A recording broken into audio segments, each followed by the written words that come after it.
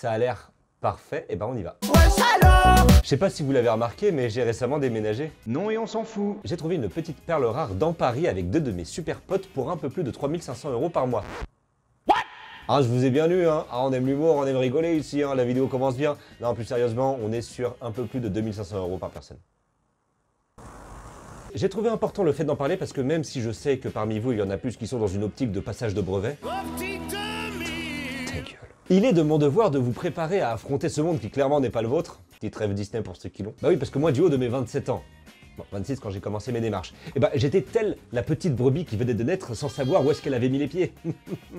Je n'avais pas du tout conscience que nous étions entourés de loups, de requins et autres crocodiles, alors il fallait que je me fasse les dents. Je vous raconte tout ça, mais d'abord quelques petits conseils, parce que tu vas en avoir besoin. Rechercher l'appart. Tout d'abord, avant de te lancer dans la recherche d'appartement, demande-toi si tu veux ou si tu peux le faire. Bah oui, parce que si tu habites en ville, chez tes parents, que ça se passe bien avec eux et que ton école / taf se situe à 1 heure de transport ou moins, eh ben ne fais pas comme Louane ou Michel Sardou.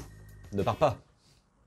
Oh, putain. Bah oui, je sais que c'est kiffant d'avoir son propre appartement, son autonomie, etc. Mais objectivement, ça ne sert à rien. À la place, profites-en pour économiser pour le jour où tu auras vraiment besoin de déménager. Mais bon, disons qu'il faut que tu partes. Très bien, alors qu'est-ce qu'il faut faire déjà? Dégueu. Bah déjà, fixe-toi un budget. En fonction de tes rentrées d'argent, boulot, bourse d'études, parents, de tes dépenses en loisirs, alcool, expo, boîte...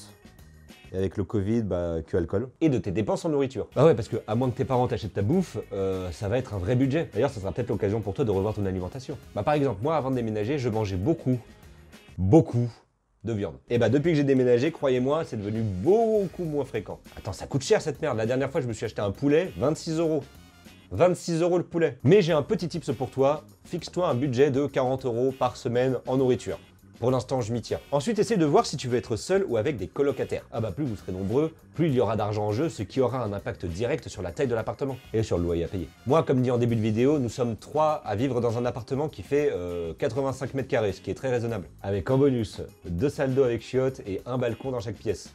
Ah mais je t'ai dit, un petit bijou. D'ailleurs, on y reviendra plus tard, mais choisis bien tes colocs propres et autonome. Fais pas une coloc avec un pote avec qui tu te tapes des immenses bars mais qui pourrait te foutre dans la merde financièrement parce qu'il ne sait pas gérer sa thune. Ou cette personne qui a cette fâcheuse habitude de laisser des traces de pneus sur la couleur du canapé. Non, c'est pas du tout du vécu, non. Et dernier point, fais un dossier en béton. Et de bon garant, une bonne lettre de motivation et petite astuce, mets tout dans un point PDF. Comme ça, l'agent immobilier, il ne se perd pas dans des mégabits de documents. Tout est bien rangé dans un seul PDF. Propre. Évidemment, ce PDF, classe-le par locataire. Hein. Tu mets tout le dossier d'un locataire, tout le dossier du deuxième, tout le dossier du troisième. C'est logique. Allez, petite astuce bonus parce que je me sens frais.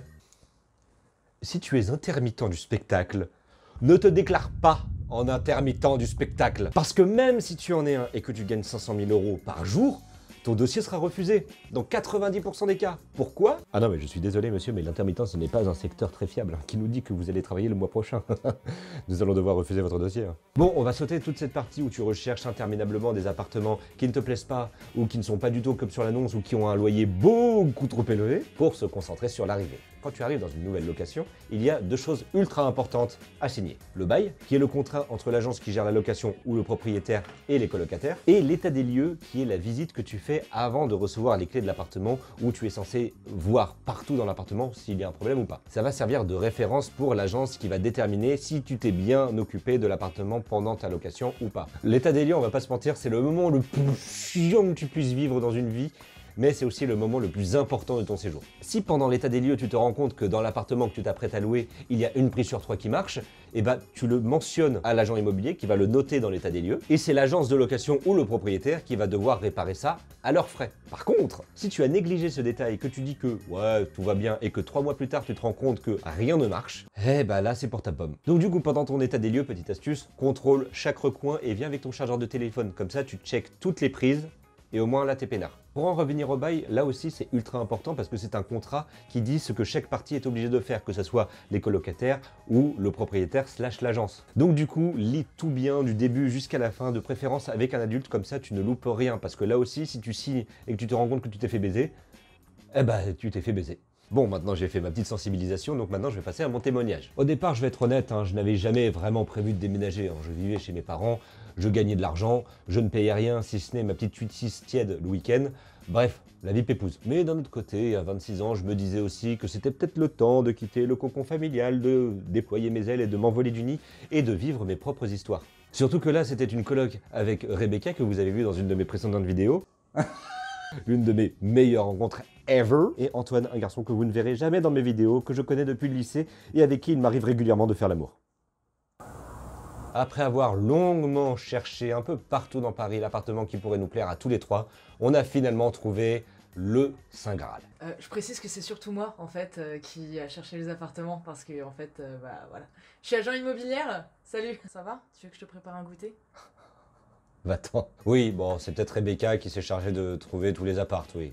Oui, peut-être. Un petit 85 mètres carrés situé au 18 rue La Charrière dans le 11e arrondissement de Paris.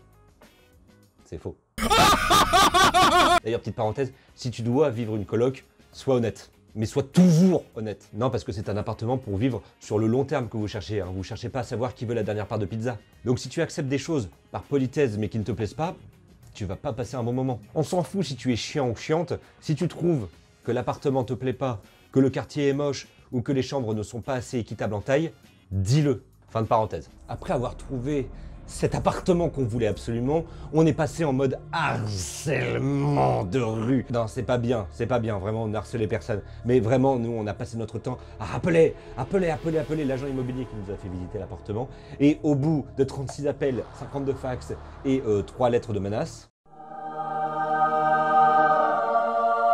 les clés. Mais ça, ce que je vous raconte, ce n'est que le côté émergé de l'iceberg. Hein. Maintenant, il faut rentrer dans le côté émergé de l'iceberg. En gros, l'agence immobilière qui gère notre location a essayé de nos carottes sur plein de points. Déjà, entre l'annonce du site et le bail que nous avons signé, il s'est rajouté 50 balles qui sortent de nulle part, à savoir 600 € par an. Donc évidemment, nous, on a contesté ça, mais dès l'instant où on a signé le bail, on l'avait dans le cul.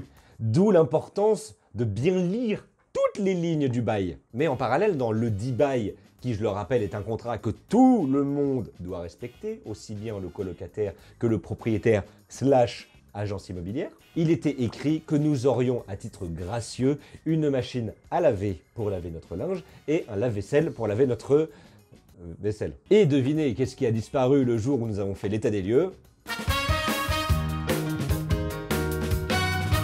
Eh oui. Et depuis ce jour, même si nous vivons des jours très heureux dans notre petit cocon qui est désormais notre appartement, eh bien nous menons une guerre acharnée contre cette agence qui clairement se fout de notre gueule. Pourquoi je dis ça? Parce qu'à chaque fois qu'on essaie de les appeler ou qu'on leur envoie un mail pour protester de leur minable performance, eh ben eux, ils réagissent comme toutes les personnes qui ne savent pas faire leur boulot efficacement. Du coup, petite astuce, quand vous vivez ce genre de situation, prenez votre dossier et allez à la mairie de votre lieu d'habitation pour prendre rendez-vous avec un médiateur qui vous aidera. Le service est gratuit et le médiateur va analyser votre dossier et vous dire qu'est-ce que ça vaut. Et ça, normalement, ça devrait calmer les escrocs. Bon, et ben je crois qu'on a fait le tour de cette vidéo qui raconte mon témoignage et mes petits tips spécial déménagement. Vous aurez très prochainement la suite de cette histoire avec l'agence sur mon Instagram, donc n'hésitez pas à vous abonner en masse, je suis très actif dessus. Je vous laisse évidemment vous abonner à ma chaîne, à activer la cloche et à laisser un maximum de commentaires et de pouces bleus, comme ça je peux répondre à tout le monde et je peux voir que la vidéo vous plaît. Et moi je vous embrasse et je vous dis à très bientôt. Ciao!